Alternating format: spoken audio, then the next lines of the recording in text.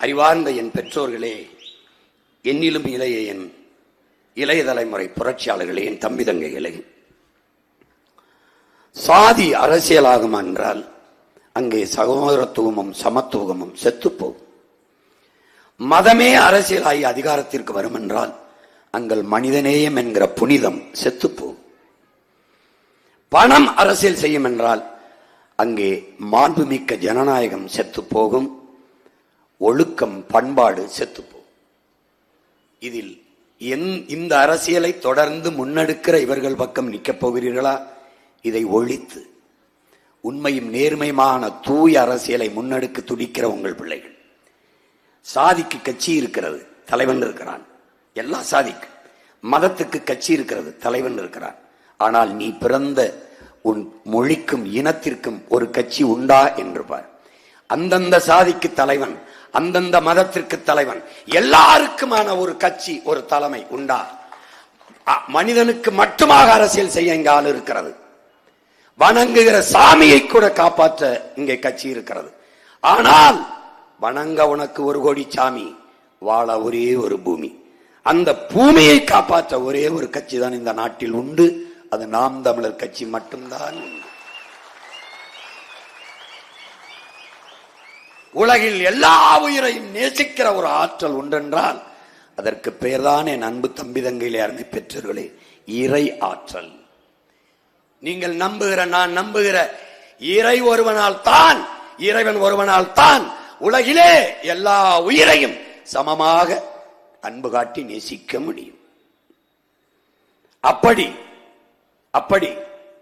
எல்லா சமயத்தவர், எல்லா மக்கள், எல்லா சாதி, எல்லா மதம், மரம், செடி, கொடி, புல்லு, பூண்டு, காடு, மேடு, நாய், நரி எல்லாவற்றையும் கடிச்சு தொந்தரவு செய்யும் கொசுக்கு கூட அதுக்கும் உயிருக்கு என்று அரசியல் செய்ய முடியும் என்றால், ஒரு நேசித்த ஒரு அரசியல் இயக்கம் இருக்கின்றால் அதுதான் இறைவனுக்கு செய்கிற அரும்பெரும் தொண்டு. அதைத்தான் உங்கள் பிள்ளைகள் செய்கிறோம். எல்லாருக்குமான அரசியலை செய்ய இந்த நிலத்தில் இல்லை, உலகத்திலே ஒரே ஒரு அரசியல் பேரியக்கம் தான் உண்டு. அது நாம் தமிழர் கட்சி மட்டும்தான். ஏன் இவ்வளவு மாண்பு, ஏன் இவ்வளவு உயர்ந்த பிடிப்பு? காரணம், என் தாய் தமிழ் தாய், பேரன்பின் தாய். அவள் ஒருத்திதான் உலகம் தழுவி எல்லோரும் யாதும் ஊரே யாவரும் கேளீர் என்று நேசித்தவள் என் தாய் தான். பிறப்பு ஒக்கும் எல்லா உயிருக்கும் என்றவள் என்னுடைய அம்மா, தமிழ் அம்மா. பகுத்துண்டு பல் உயிர்கள், உறவுகள் இல்ல உயிர்கள், அவதான். காக்கை குருவி எங்கள் சாதி, நீல் கடலும் மலையும் எங்கள் கூட்டம், அவள்தான். புதியது ஒரு உலகம் செய்வோம், கெட்ட போரிடுவை உலகத்தை வேரோடு சாய்ப்போம். பொது உடைமை கொள்கை திசையெங்கும் சேர்ப்போம், புனிதமோடு அதை எம் உயிரென்று காப்போம் என்றது எங்கள் தமிழ் தான், எங்கள் தாய் தான். பாரடா உன் மானுட பரப்பை, மானுட சமுத்திரம் நான் என்று கூவு, விசால பார்வையால் விழுங்கு மக்களை என்றது என் தாய் தான். கம்பன், கபிலன், இளங்கோ, வள்ளுவன் எல்லோரும் உலகு உலகு உலகு என்று உலகம் தழுவி நேசித்து நின்ற ஒரே இனக்கூட்டம் என் கூட்டம் தான், என் இன மக்கள் தான். அதனால் உலக பொதுமைக்கு அரசியலை வைக்கிற பிள்ளைகள் நாம் தமிழர் பிள்ளைகள். ஏன் இங்க நின்று பேசுறான் உலகத்துக்கு?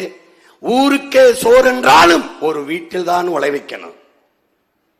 எத்தனை பெரிய விருந்தாலும் ஒரு இடத்தில் தான் சமைக்கணும். இந்த நிலத்தில் நின்றுதான் என் பாட்டன் கணியன் பூங்குன்றன் யாதும் ஊரே யாவரும் கேளீர் தீதும் நன்றும் பிறதரவாரா என்று பாடினார்.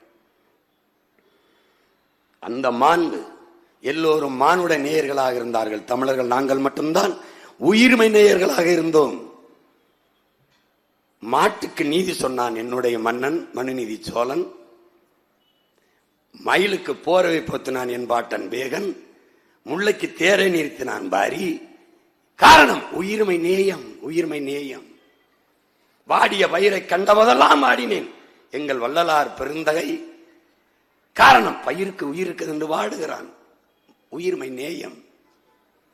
அந்த உயிர்மை நேயம் கொண்ட இனத்தின் பிள்ளைகள் நாங்கள். உலக பொதுமைக்கு புவி வெப்பமாகிறது என்றால் ஏன் வெப்பமாகிறது? அதற்கு வழி என்ன?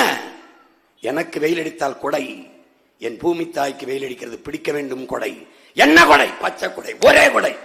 மரம் வளர்ப்பது ஒன்றுதான். அப்ப என்ன வழி? 10 ஆண்டு பசுமை திட்டம், பல கோடி பனை திட்டம் கொண்டாடா. 10 வருஷத்துல போர்த்துறா பூமியை. நான் சொல்லும் போது எல்லாம் சிரிச்ச. 5 தலைநகரா மாத்துவேன், தமிழகத்தையே மாத்துவேன், நிர்வாகத்தையும் அதிகாரத்தையும் பரவலாக்குவேன். இன்னைக்கு எங்க ஐயா ஸ்டாலின் ஐயா தலை எடுத்துட்டாரு, தலைநகரத்தை தலை எடுத்துட்டு 5 நகரங்களை உருவாக்குவேன். நாங்க